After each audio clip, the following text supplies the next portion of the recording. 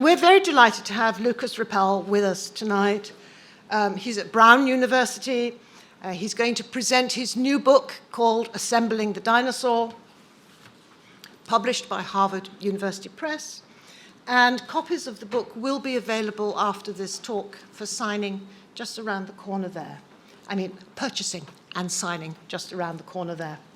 And Lucas is known to a number of us working at a very interesting intersection between the history of biology, the history of capitalism, economic history, and focuses especially on the life sciences in 19th and 20th century America.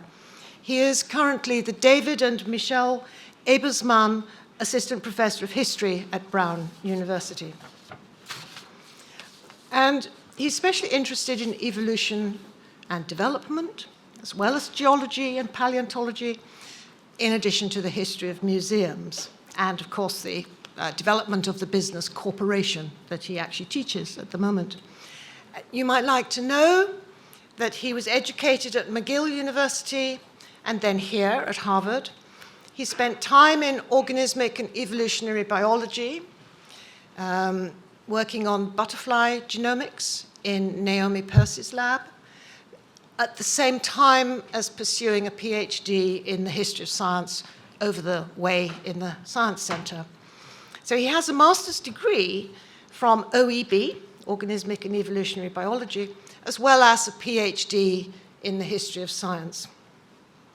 And showing that a Canadian can do anything, he's transitioned into economic history, which he teaches at Brown University. He's been there for a couple of years now.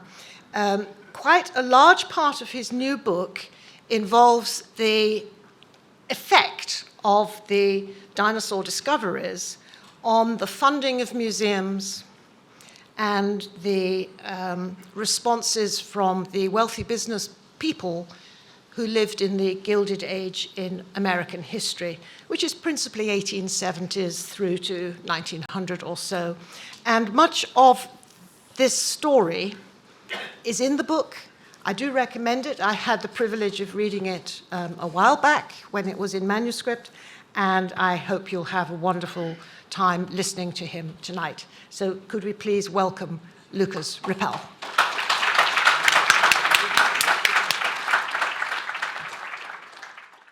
It's a real pleasure to be back here at Harvard. As Janet mentioned, I did my PhD here. In fact, Janet Brown was my doctoral supervisor, and I also worked, as Janet mentioned, in the Pierce Lab, just a couple of doors down in the Museum of Comparative Zoology. So this very much feels like a kind of homecoming. And I'm delighted to be back at Harvard to present a book that I just finished a couple of months ago, Assembling the Dinosaur. Just to give you a sense, here's the table of contents for that book. I'm not going to go through and describe each chapter in detail for you, but I did want to just throw it up there in case any of the titles of the chapters pique your interest. I invite you to ask me about those during the Q&A. Instead of going through each chapter one at a time, what I thought I would do instead is to begin with this fellow here, Tyrannosaurus rex, which is perhaps the most famous, most well-known, and arguably the most popular dinosaur from the United States that has ever been found. So T-Rex was discovered in 1902 in Montana by this paleontologist here. This is a photograph of Barnum Brown, who worked for the New York Natural History Museum. Some of you are laughing at this picture, which shows why I'm so fond of this photograph as well. It shows Barnum Brown dinosaur hunting in his Sunday best, wearing a fur coat, patent leather shoes, and a felt hat. Barnum Brown was famous for going fossil collecting in this kind of getup. He is also famous for having discovered perhaps more dinosaurs than anyone else before or since, including, as I mentioned, T-Rex, which he found in Montana in 1902. The reason I wanted to start with T-Rex is that it illustrates something which is true for dinosaurs quite generally, namely that dinosaurs were consistently described, depicted as especially ferocious predators, especially kind of fearsome tyrants of the prehistoric. Indeed, even the name of this creature, Tyrannosaurus rex, translates to tyrant lizard king. This is true from the moment that it was first unveiled to the public in 1905, when the New York Natural History Museum exhibited a partial skeleton. So initially, Barnum Brown found only some of the fossil remains of this creature. When the New York Natural History Museum unveiled a partial skeleton for public consumption, the New York Times wrote up this display, and in their article, they quoted Barnum Brown saying that, quote, "T-Rex was so formidable a fighting machine that he easily preyed upon herbivorous neighbors twice his own size, making this newly discovered monster the absolute warlord of the earth in his day." The same theme is true for the way that T-Rex was exhibited as well. So subsequent to this display going up at the museum in 1905, Barnum Brown went back to Montana several times, in fact, and found additional, more complete specimens, which gave the New York Natural History Museum the idea of mounting an elaborate and very ambitious paleontological group display that would feature two separate T-Rex specimens interacting with one another. To facilitate that process, paleontologists from the museum had technicians assemble a pair of scale models that they could pose in various ways and experiment with different kinds of exhibition techniques. In 1907, they settled on this gruesome scene here, showing two T-Rex specimens engaged in a kind of struggle to the death, fighting over the remains of a plant-eating sauropod dinosaur, Brontosaurus. Audiences were invited to imagine a kind of narrative in which one of the two T-Rexes had killed this sauropod Brontosaurus dinosaur, was busily dismembering it when the second T-Rex happened upon the first and engaged it in a kind of fight contesting its prey. Unfortunately, so this is just a scale model of that exhibit. Unfortunately, this display was never completed. The New York Natural History Museum simply didn't have enough room in its dinosaur hall. The dinosaur hall was chock full of specimens by 1907, and so they settled on this somewhat more modest display showing a single T-Rex skeleton. In the background, you can see, excuse me if I can, yeah, here. In the background, you can see the kind of first initial partial display, and then in the foreground, you can see a fully articulated individual T-Rex in the classic Godzilla pose, a pose that modern paleontologists, I hasten to add, consider erroneous, but standing fairly upright, dragging its tail along the ground as a kind of tripod for added support, its jaws torn wide open to reveal a row of razor-sharp teeth, and its diminutive arms held out in front as if grasping for prey. As I said, this feature of dinosaurs that they're so consistently described as kind of brutish tyrants of the prehistoric was not unique to T-Rex. It's true for other dinosaurs as well. Indeed, if you look across not just the New York Natural History Museum, but other natural history museums at this time, this is a kind of consistent feature of the way dinosaurs were depicted, the way they were exhibited. Dinosaurs were almost always shown either in isolation as kind of solitary brutes of the prehistoric, or if they were shown interacting with one another, those interactions revolved around acts of predation. So here's just one other example. This is an Allosaurus, another meat-eating theropod dinosaur, a close relative of T-Rex, that was discovered in the late 19th century and acquired by the New York Natural History Museum during the 1890s, finally went on display in 1907, again showing a very similar kind of scene in which the Allosaurus, the meat-eating dinosaur, has been caught in the act of dismembering its prey, a section of Brontosaurus' tail. The same theme is repeated in some of the literature that the museum distributed to visitors. So this is a visitor's guidebook that was written by the paleontologist W.D. Matthew, William Diller Matthew, from the New York Natural History Museum in 1915. And in this guidebook, visitors were invited to imagine the Allosaurus display along the following lines. They were told, quote, "The Allosaurus group gives the imaginative observer a most vivid picture of a characteristic scene in that bygone age, millions of years ago, when reptiles were the lords of creation and nature, red in tooth and claw, had lost none of her primitive savagery." So again, right, dinosaurs are consistently portrayed as these tyrants of prehistory. For that reason, people have often interpreted these exhibits and the way dinosaurs were displayed in natural history museums as an example of the kind of social Darwinist rhetoric that was pervasive across the United States during a period that I'm calling the Long Gilded Age. So roughly from the 1870s, the late 1870s, through to the Great Depression that started in the early 1930s with the stock market crash in 1929. This period, the Long Gilded Age, was a period of massive social inequality, labor unrest, class conflict. There was a great deal of kind of concern about the economic inequality that American industrial capitalism seemed to produce. And the argument is that many Gilded Age capitalists drew on the Darwinian theory of evolution by natural selection to try to naturalize and therefore justify not just the competitive ethos of American capitalism, but also the concentration of wealth that it seemed to engender. So the kind of argument is that the immense inequality of America's first Gilded Age could be justified, i.e. naturalized, using the Darwinian theory of evolution by natural selection, because the fierce competition, the proverbial survival of the fittest, was a fact of nature that long predated the evolution of modern society. So it was not a contingent feature of our political economy, but rather a fact of nature that already existed during prehistory, during the Mesozoic period. And as such, revolutionary social movements that sought to overthrow American capitalism were unlikely to get very far. Moreover, the argument continues, if competition drives evolutionary advancement and promotes adaptation in nature, then it must be beneficial in human society too, right? So leveraging the Darwinian theory of evolution by natural selection, a particular theory of evolution, to try to naturalize and thereby justify the competitive spirit of American capitalism and the social inequality that it engendered during the first Gilded Age, during the long Gilded Age.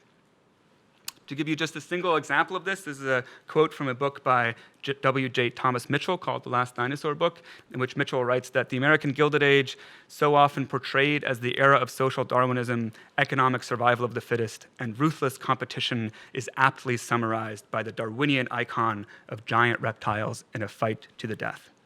So that's an argument that Mitchell shares with many, many other historians, and it's a kind of, in some ways, a fairly kind of obvious interpretation and fairly obvious way of interpreting these museum displays. But there's also a fairly obvious problem with this interpretation. Namely, dinosaurs famously suffered a mass extinction event at the end of the Cretaceous period. So as creatures that famously went extinct, they did not offer a very durable symbol for a political economy that aspired to considerable longevity, right? Dinosaurs could not serve as a good way to celebrate the achievements of American capitalism because they went extinct at the end of the Cretaceous period. So what I want to do, instead of offering you that kind of interpretation, is give you a different story about the relationship between the history of dinosaur paleontology and the development of American capitalism, one that argues that those two institutions are intimately entwined with one another, but in a more subtle and hopefully somewhat more interesting way than this kind of interpretation of social Darwinism would suggest. And this story can be divided into three parts. So I'll start by talking a little bit about the early discovery of dinosaurs, focusing especially on their discovery in the American West during the 1870s, 80s, and 90s. I'll move on to talk a little bit about the construction of large philanthropically funded museums of natural history, such as the New York Natural History Museum, which brought these creatures, dinosaurs from the American West, to the attention of a much larger, more popular, and in some cases working class audience. So not just the members of the scientific community, but also a much larger and more socially diverse audience. And then finally, I'll end by looking a little more closely at the way that these dinosaurs were exhibited in these philanthropic museums of natural history, and in particular, comparing the exhibition of dinosaurs to the exhibition of other kinds of prehistoric creatures, including fossil mammals and early hominids.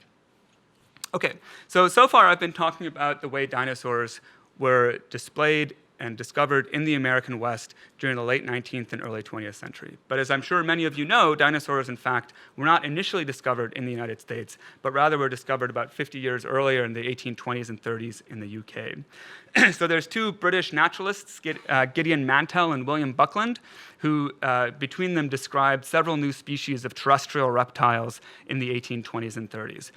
Most famously, Iguanodon, Megalosaurus, and Hylaeosaurus. So it was in the 1820s and 30s that a series of terrestrial reptiles were described in the scientific literature by two British naturalists, Mantell and Buckland. It was about 20 years later, in the early 1840s, that another very notable British comparative anatomist, Richard Owen, decided that these three specimens, these three terrestrial reptiles, had enough in common with one another and were sufficiently distinct from other kinds of Mesozoic vertebrate fossils, things like, for example, the marine vertebrate fossils Ichthyosaurus and Plesiosaurus, to warrant the creation of a new biological category, a new taxonomic unit, which Owen called Dinosauria. So the first dinosaurs were discovered in the 1820s and 30s and described in the scientific literature by naturalists like Mantell and Buckland, and they acquired the name Dinosauria in the 1840s.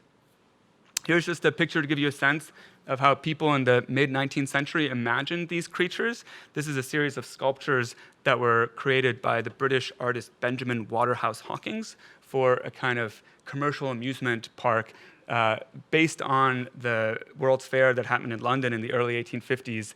A kind of permanent version of the World's Fair that was constructed in a suburb just south of London called Sydenham in 1854. So Benjamin Waterhouse Hawkins was hired to sculpt a number of prehistoric animals, not only dinosaurs, but including dinosaurs. And he worked very, very closely with the anatomist Richard Owen in executing these sculptures. So they closely resemble the way that Richard Owen himself imagined these creatures to have looked.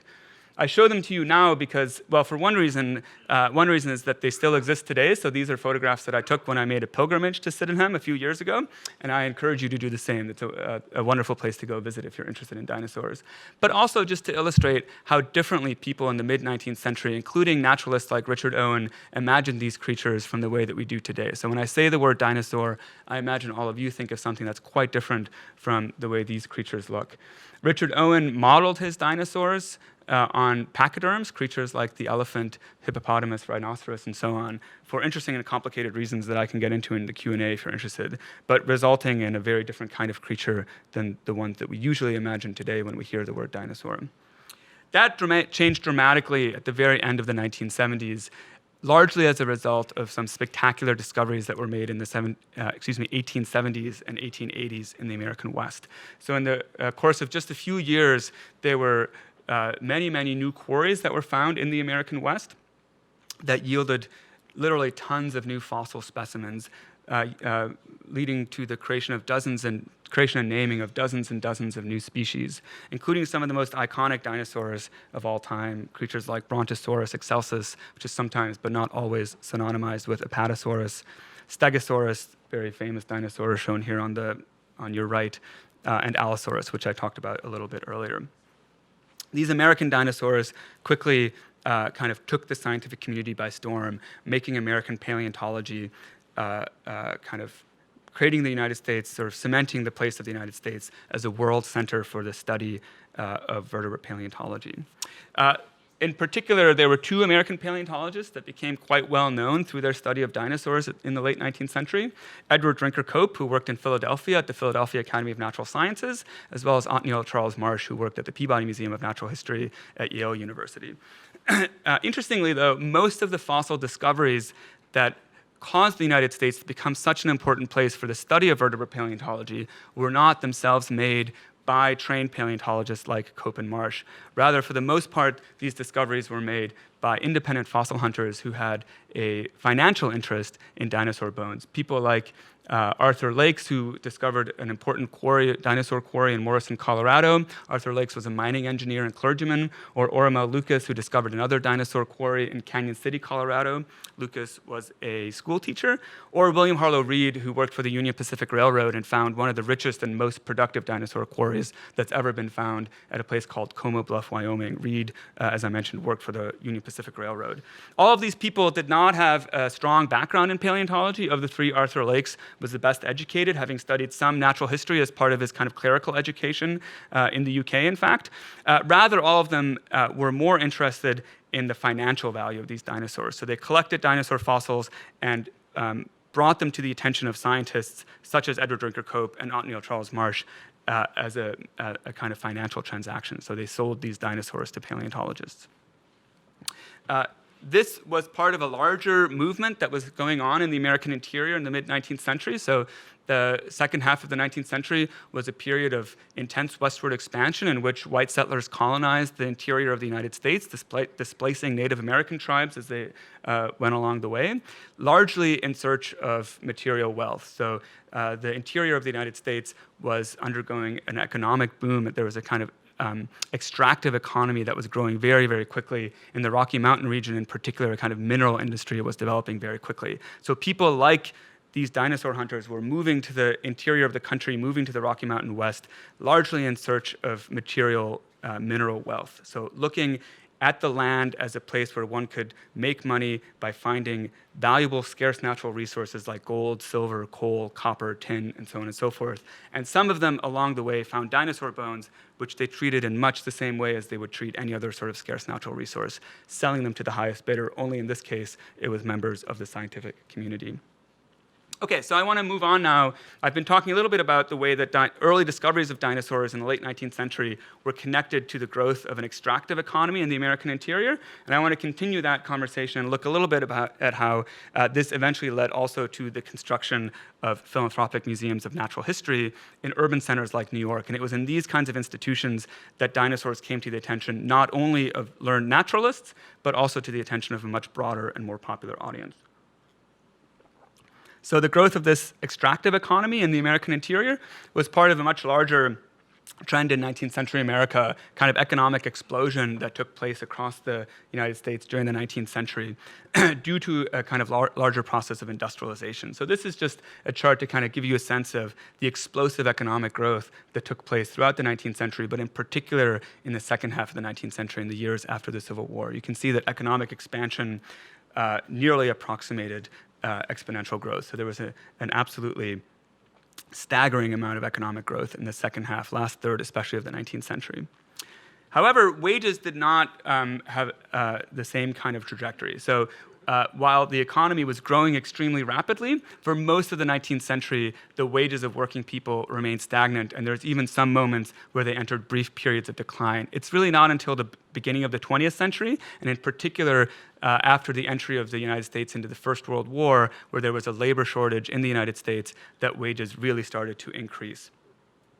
As a result, the second half of the 19th century and the beginning of the 20th century, this period I'm calling the Long Gilded Age, was a period of increasing and indeed, I would say, immense economic inequality. So this is a graph showing you how much of the total wealth of the United States was concentrated in the hands of the top 1% of US households. So if you look at the beginning of the graph, let me see if I can get this to work. This part here, sort of around the time of the founding of the United States, somewhere between about 15 or 20% of all US wealth was concentrated in the top 1%. Whereas if you look at the period around here, just before the stock market crash that caused the Great Depression, nearly 50% of all the wealth was controlled by the top 1% of households. So almost half of all the wealth in the United States was in the hands of the very, very top of the economic elite. This booming economic growth and increasing economic inequality led to the formation and consolidation of an elite social class. So these are the captains of industry or robber barons that you've all heard about, the Andrew Carnegies, the Rockefellers, the Vanderbilts, the J.P. Morgans of the world, and so on and so forth. As these people consolidated into an elite social class, they often look to very traditional markers or trappings of high social status as a way of communicating their elite status to themselves and each other. So adopting fashionable styles of dress, erudite modes of speech, sending their children to elite universities such as this one, building opulent mansions in an ornate architectural style. So this is a particularly famous mansion built by the Vanderbilt family in Newport, Rhode Island. The Breakers, built in 1895. Built in a kind of Renaissance Italian architectural style, filling those mansions with kind of luxurious furniture, crystal chandeliers, large and lavish collections of artworks, natural history specimens, building exquisite gardens on the grounds of these palaces, really, we should say, and so on and so forth, right? This is the kind of practice that the early 20th century social critic Thorstein Veblen described as conspicuous consumption. So a kind of consumption that was meant to be seen, right? Consumption sort of to show off one's erudition, one's learning, one's connoisseurship, one's taste, and above all else, one's wealth. In addition, these wealthy capitalists also endowed public institutions where they could house some of the collections of wonderful things that they were amassing. This included public institutions like libraries, universities, which I mentioned, music halls, symphonic orchestras, art museums, natural history museums, and so on and so forth. One of the earliest of these is the New York Natural History Museum, founded in 1868. And you can see here, I've just shown you, this is a picture of the facade of the New York Natural History Museum. And then here's a page from the first annual report showing you the wealthy trustees, the kind of people who had donated money to the creation of this museum. And I've highlighted some of the more famous American capitalists who donated to this institution. People like Theodore Roosevelt, the future president's father, William T. Blodgett, J.P. Morgan, and many others as well. So by visibly and publicly associating themselves with institutions of connoisseurship like art museums, institutions of learning, institutions of taste, institutions of science like natural history museums, these wealthy capitalists were further kind of cementing their reputations as people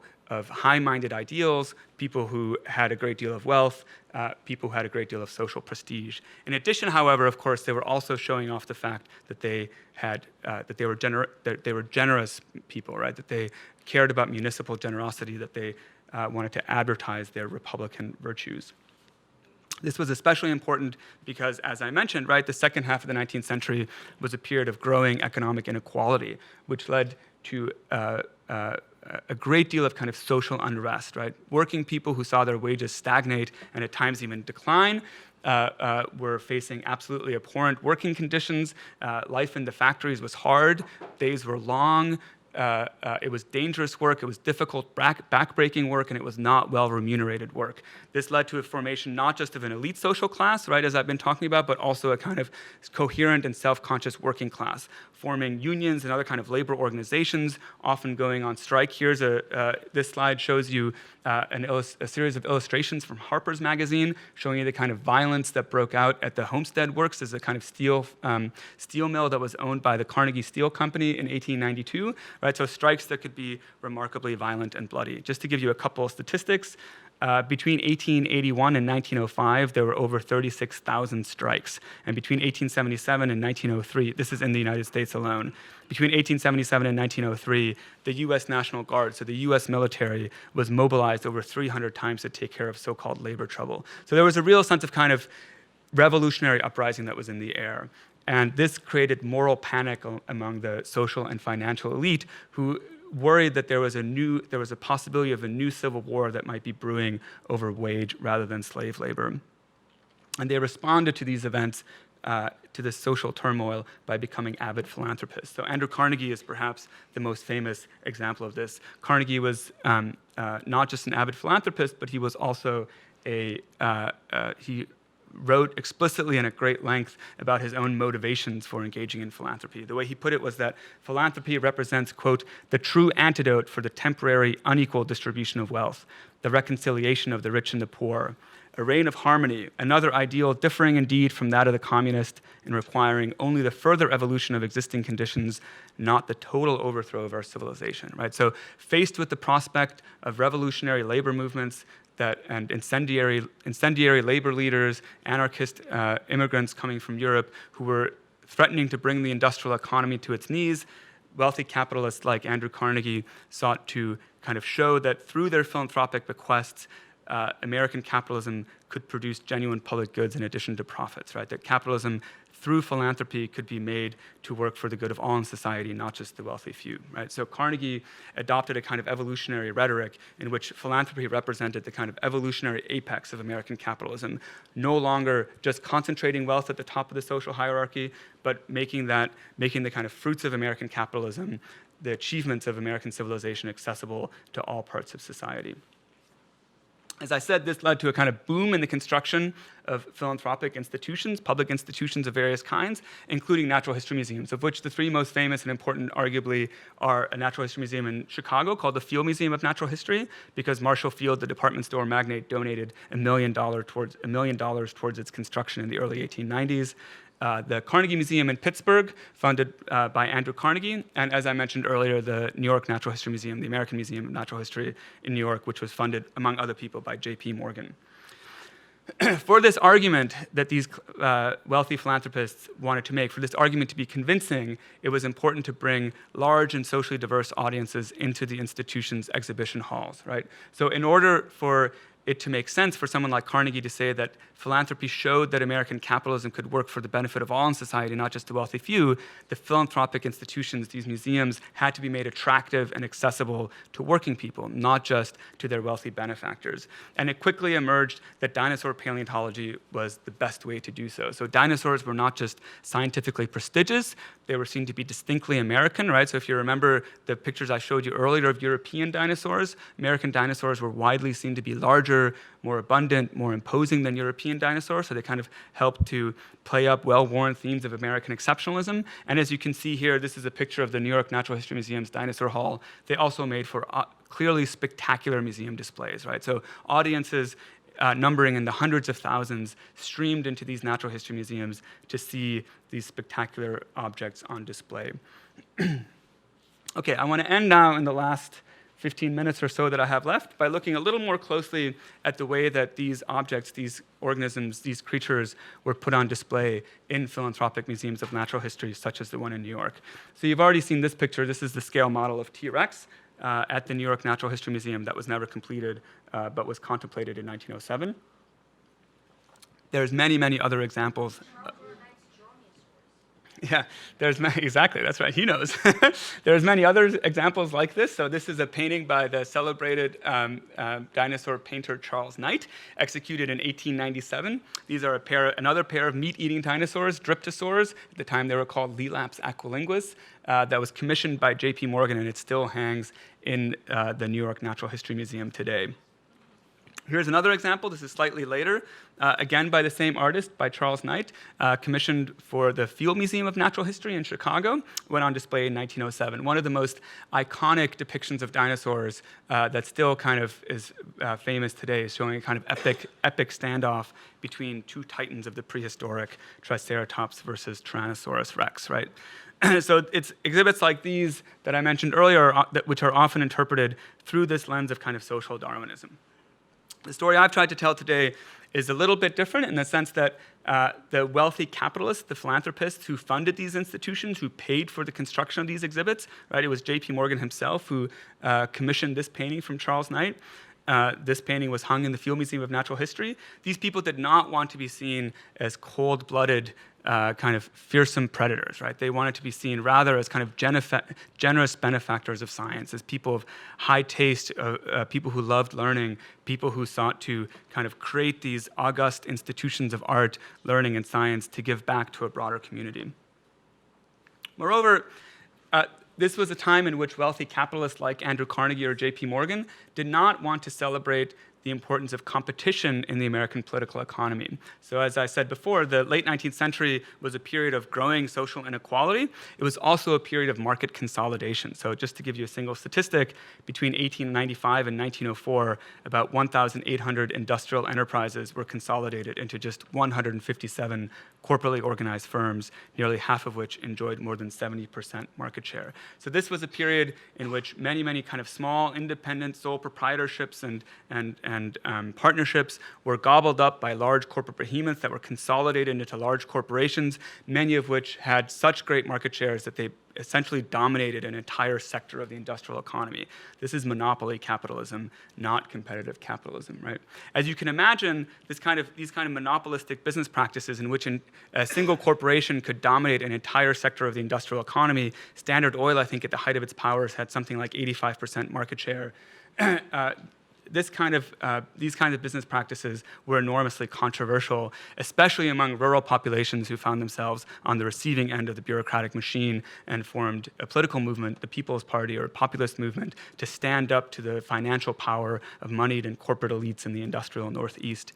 It also led the US federal government to begin enforcing the Sherman Antitrust Act, to begin enforcing antitrust law in a more kind of concerted way, breaking up some of these corporate behemoths, these corporate conglomerates. Most famously, Standard Oil was broken up through the Sherman Antitrust Act. And the US federal government began to hold public congressional hearings in which wealthy capitalists, people like J.P. Morgan, Andrew Carnegie, J.D. Rockefeller, and others, were publicly called to account for their collusive, anti-competitive, monopolistic business practices. Wealthy capitalists and their corporate managers responded by framing the transition from competitive free market proprietary capitalism to a more organized corporate capitalism, monopoly capitalism, as an instance of evolutionary progress, claiming that this was a kind of manifestation of a larger evolutionary process. Here's just one example. This is George W. Perkins, who's often described as J.P. Morgan's right-hand man, a kind of corporate manager in the J.P. Morgan investment firm, who also became a politician. So he ran for a public office as part of the Progressive Party. And in a speech that he gave in 1911 for public office, which was quoted in the New York Times, Perkins said that, quote, "Competition is no longer the life of trade." He continued, he said, "I do not think Adam Smith would have put the emphasis on the theory that competition is the life of trade if he had foreseen the inventions which we have witnessed and which have made changes in business necessary." So the kind of argument that Perkins is making and other corporate managers and corporate capitalists like him made is that the industrial economy was evolving. So the kind of competitive theories of political economy offered by 18th century political economists, physiocrats, and others like Adam Smith applied to an earlier stage in the evolution of capitalism, a kind of agrarian stage in the evolution of capitalism. But with industrialization, new kinds of business organizations evolved and became necessary.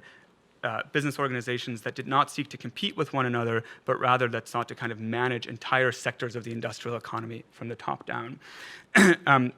Political economists at the turn of the 20th century often offered a similar kind of narrative. This is a photograph of the political economist Richard T. Ely, who was one of the founding members of the American Economic Association, and in 1906 published a book called The Evolution of Industrial Society, in which again he relied on an early 20th century interpretation of evolutionary theory to explain the development of industrial capitalism. He said that competition persists as one of the most fundamental laws of animate existence, but evolution carries it to higher and ever higher planes. Evolution is not merely a struggle of individuals as individuals, but likewise a struggle of group with group. Among men, this form of struggle becomes increasingly a struggle of nation with nation.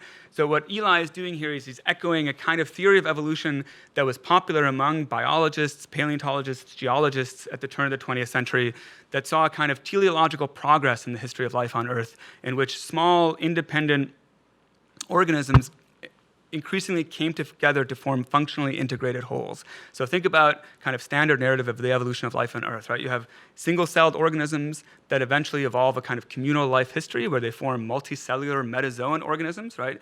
Which the individual cells are no longer competing with one another. Individual cells in my body, my heart cells, my liver cells, my lung cells, they don't compete with each other. They're supposed to cooperate with each other. Eventually, these metazoan, multicellular organisms come together to form cooperative family groups, to form tribes, to form societies, and eventually to form modern nation states, where competition is constantly kind of being pushed up to the next higher level of social organization, biological organization. The claim that political economists like Richard T. Ely or corporate managers like George Perkins made is that the evolution of corporate capitalism should be understood in the same way. So as individual sole proprietorships and partnerships are coming together, are being gobbled up, or being integrated into these vast multidimensional firms, they are no longer competing with one another. So the different divisions in a kind of vertically integrated corporation are meant to cooperate with one another. They're meant to form a functionally integrated whole, and competition moves to another higher level of social organization. So rather than individual companies competing with one another, you get individual nation states competing with one another. Of course, this image of evolutionary progress, this kind of teleological image of the evolution of life on Earth, was on full display in philanthropic museums as well. So this is just an image to show you comparing the painting of T-Rex and Triceratops facing off, right? So two solitary titans of the prehistoric engaged in a struggle to the death. Compare that with another painting by Charles Knight, the same artist, executed around the same time, early 20th century, showing Pleistocene mammals, right? A series of woolly mammoths kind of working together, rallying together to protect one of their offspring from the threat of predation off in the distance. So there's a kind of young mammoth in the center, and then the adult mammoth around it, potentially ready to protect it in need. Here's another example showing something very similar. This is an exhibit that was made in the New York Natural History Museum. I think it went on display in 1907, so very similar to the time when the Allosaurus and the T-Rex displays were being produced, showing a series of extinct giant ground sloths, so Megatherium, that are again working together, working in unison, working in concert to procure a common food source. So here you have a bunch of these giant ground sloths kind of cooperating with one another to bring down a tree so that they can reach the succulent leaves in the crown of the tree. So in the back of the tree, you have one individual that's pushing on the trunk of the tree. In the front, you have another individual that's digging up the roots, making it easier for the tree to be pushed down. You have a third individual who's about to rear up on his hind legs to get ready to assist pushing down the tree, and then a fourth who's coming around the front to assist with the digging operations. A very similar kind of strategy was used to depict hominids as well. This is a painting, again by Charles Knight, of Cro-Magnon man, kind of early modern humans, who are again cooperating with one another, kind of working in concert, working as a team, this time not just for utilitarian ends, not just to procure a common food source, but to create a kind of artistic creation, to engage in creative enterprise together.